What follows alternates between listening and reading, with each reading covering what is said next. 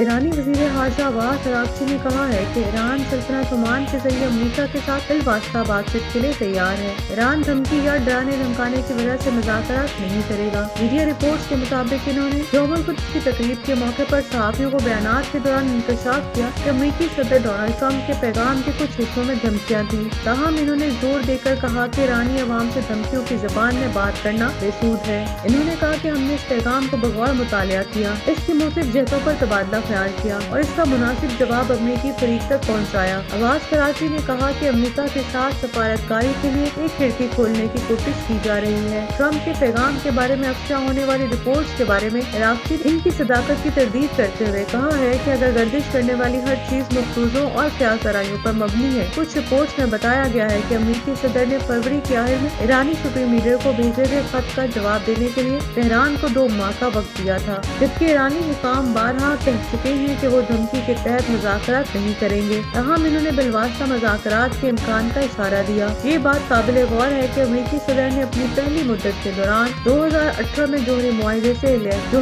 से अलहदगी इख्तियार कर ली थी और तेहरान पर सख्त पाबंदियां आयद कर दी थी। गुज़िश्ता फरवरी में इसने ईरान पर ज्यादा से ज्यादा दबाव की पॉलिसी को दोबारा नाफिज किया, जिसमें इसकी तेल की बरामदात को मुकम्मल तौर पर रोकने की कोशिशें शामिल हैं। इस बात के बावजूद वो एक नए जोहरी मुआहदे का ख्वाह है। गौरतलब बात है कि गुज़िश्ता नवंबर से इसराइल ने अमेरिका और फ्रांस के ताउन से जंगबंदी मुआहदे की खिलाफ वर्जियां जारी रखी हुई हैं, जिसकी निगरानी अमेरिका और फ्रांसीसी अक़वाम मुत्तहिदा की कमेटी करेगी।